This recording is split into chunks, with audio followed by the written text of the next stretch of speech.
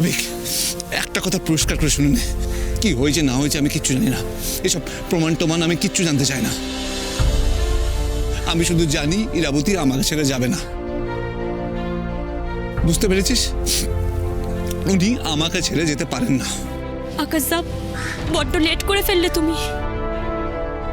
তুমি যদি সময় মতো নিজের মনের কথাটা ইরাকে বলে দিতে পারতে, তাহলে আর যা কিছু ঘটুক ওই বাড়ি ছেড়ে চলে যেত না। ওর একটা ভরসার জায়গা থাকতো। মেঘনা, আমি আমার মনের কথা হয়তো এখনো বলতে পারিনি, ঠিক, কিন্তু তা বলে কি ওকে ভরসাও দিতে পারিনি? আমি কি ইরাবতীকে ওই বাড়ি ছেড়ে যেতে বারণ করিনি বলো? আমরা তো একটাই ফ্যামিলি হয়ে উঠেছিলাম, উঠিনি বলো? তাহলে উনি সব কিছু ছেড়ে এরকম করে চলে গেলেন কেন? এই সিদ্ধান্তটা নিলেন কি করে? যদি কোনো প্রবলেম হয়ে থাকে, যদি কোনো অশান্তি হয়ে থাকে, উনি আমার জন্য একটু ওয়েট করবেন না? নিজের বন্ধুর জন্য একটু একটু ওয়েট করবেন না? আমি ফিরে এসে কথা বললে হয়তো সব কিছু ঠিক হয়ে যেত, হয়তো হয়তো এত কিছু ঘটতোই না। আকাশ সাহেব, কেউ এমনি এমনি বাড়ি ছেড়ে চলে যায় না। তুমি এখন হয়তো বলছো ইরা কেন ওয়েট করলো না, কিন্তু হয়তো হয়তো সেই মুহূর্তে ইরার এই বাড়িতে থাকাটা সম্ভব ছিল না। প্লিজ মেঘনা, এইসব কথা এখন থাক। হ্যাঁ হ্যাঁ, থাক। যা আমার তো সব হয়েই গেল। ইরা তো আমাদের সবাইকে ছেড়ে চলে গেল। না মেঘনা, আকাশ, আকাশ, আমি এদিকটা সব সামলে নেব, তুই বাড়ি যা। দেখ, ইরাবতীর বাড়িতেও তো খবরটা জানাতে হবে।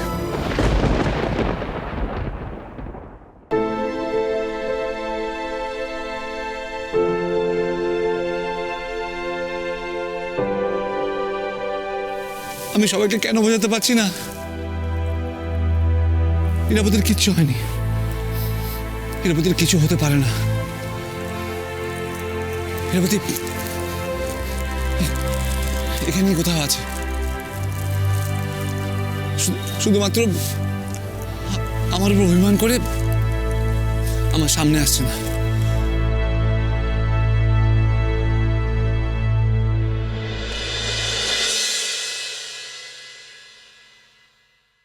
ইরা দিদি, ইরা দিদি, আচ্ছা ও ইরা দিদি, তুমি এখনই দুধটুকু খাওনি?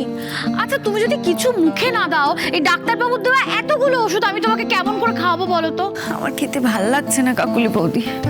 তুমি কোথায় চলে গেছিলে? তুমি একটা কি বিপদের কথা বললে, সেটা না বলেই তো চলে গেলে। আরে এত সব ওষুধ, এগুলো কি হয়েছে আমার? আমি এত ওষুধ কেন খাবো? জ্বরে তোমার গা পুড়ে যাচ্ছিল দিদি, কোনো জ্ঞান ছিল না তোমার। জ্ঞান ছিল না কেন? আমি তো বাসে করে শিলিগুড়ি যাচ্ছিলাম। হ্যাঁ, তুমি ওই শিলিগুড়ি যাওয়ার জন্যই বাসে উঠেছিলে। আবার কপালের ফের দেখো, আমিও গিয়ে ওই বাসেই উঠেছি। আমার বাপের বাড়ি তো শিলিগুড়িতে, তো এই মায়ের শরীরটা খারাপ, আমি দুদিনের জন্য যাচ্ছিলাম ওখানে মায়ের সঙ্গে দেখা করব বলে। আমি তো বাসে উঠে প্রথমে তোমাকে দেখতেই পাইনি। গায়ে খুব জ্বর, ধুম জ্বর, কোনো সারা শব্দ নেই, অনেকক্ষণ ধরে ডেকে যাচ্ছি। দিদি, দিদি, কেউ তো সাথে নেই, বুঝতে পারছি না। ও দাদা, শুনছেন? একটু দেখবেন। কি হয়েছে ওনার? ওনার খুব জ্বর, গায়ে কোনো হুঁশ নেই, অনেকক্ষণ ধরে ডাকছি। তো বিরাট বড় ঝামেলা হয়ে গেল। হ্যাঁ, এতটা রাস্তা একা একা এত জ্বর নিয়ে কেউ যায়? এখন দেখে কোথাও বাস থেকে নামিয়েও দিতে পারবো না। দেখি সরো তো, সরো তো বাবা। ইরা দিদি? আপনি ওনাকে চেনেন নাকি? হ্যাঁ, ও মা, চিনবো না কেন? এ তো আমাদের ইরা দিদি। দাঁড়াও দাঁড়াও দাঁড়াও, ও কন্ডাক্টর দাদা, তুমি গাড়ি দাঁড় করো, গাড়ি দাঁড় করো, আমি ইরা দিদিকে নিয়ে নেমে যাবো। সামনে স্ট্যান্ডে বাস দাঁড় করাবি।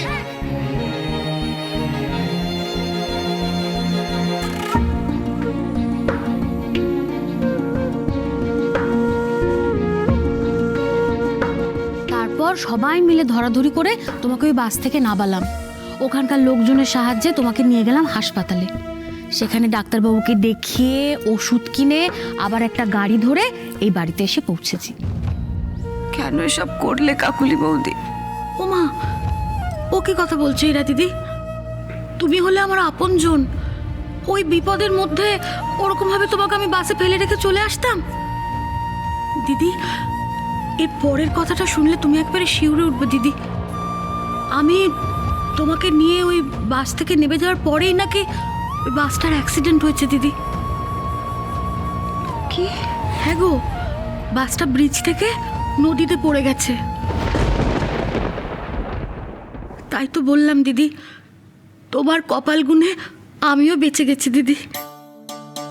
তোমাকে নিয়ে যদি না নামতাম তাহলে তো আমিও শেষ হয়ে যেতাম, বলো।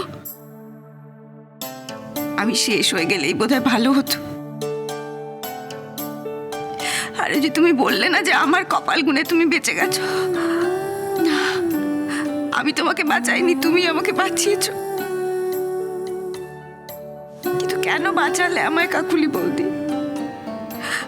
আমার তো আর বাঁচার দরকার নেই, আমাকে আর কারোর দরকার নেই। ছি ছি ছি ছি দিদি, কথা মুখেও এনো না। তোমার মতো ভালো মানুষকে দরকার নেই এমনটা কখনো হতে পারে দিদি? সংসার থেকে ভালো মানুষরা সব চলে গেলে হবে বলো দিদি?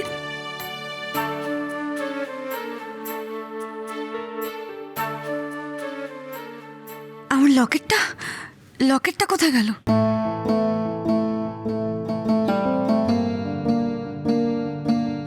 কাকুলি বৌদি, হ্যাঁ, বলছি আমার কাছে না একটা খুব দামি জিনিস ছিল, বুঝলে? ওমা, সেটা কোথায় গো? আমি তো তোমার হাতে কিছু পাইনি দিদি। বলছি দিদি, এত অস্থির হইও না, ও যা গেছে তা যাক। আমরা যে বেঁচে ফিরেছি এর চেয়ে দামি আর কি হতে পারে দিদি? কিন্তু ওই লকেটটা যে আমাকে... দেখো ইরা দিদি, আমি কিন্তু তোমাকে সব বলেছি। এবার তুমি এই দুধটুকু খাও। আচ্ছা দিদি, তুমি অত দূরের বাসে কেন উঠেছিলে গো? এখান থেকে অনেক দূরে চলে যাব বলে, সবার থেকে অনেক দূরে চলে যাব বলে। কিন্তু দেখো, আমাকে সেই ফিরে আসতেই হলো। আমার ভাগ্য আমাকে... মীরা দিদি,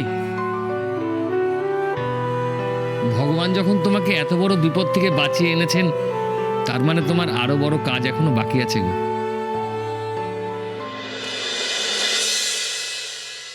হ্যাঁ, কি নাম বললেন ওনার? ইরাবতী মিত্র। আপনারা উপরের কাউন্টারে উপযুক্ত প্রমাণপত্র দেখিয়ে ডেড বডিটা নিয়ে যান। স্যার, স্যার, এনাদের এই মুহূর্তে বডি নিতে দেবেন না, একটা গন্ডগোল হয়ে গেছে। কি গন্ডগোল? আসুন দাদা। উনি বলছে ওই ডেড বডিটা নাকি ওনাদের। মানে একই ডেড বডি দুটো পার্টির কি করে হয়?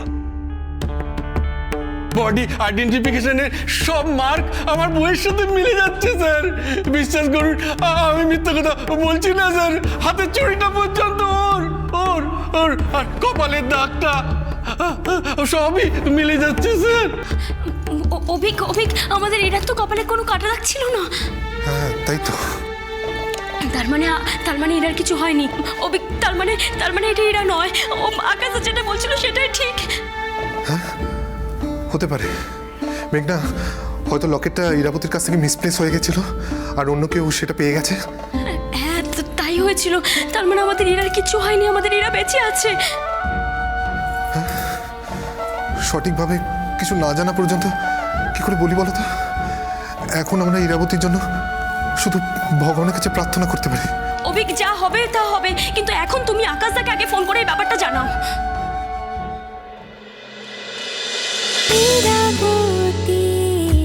চুপ কথা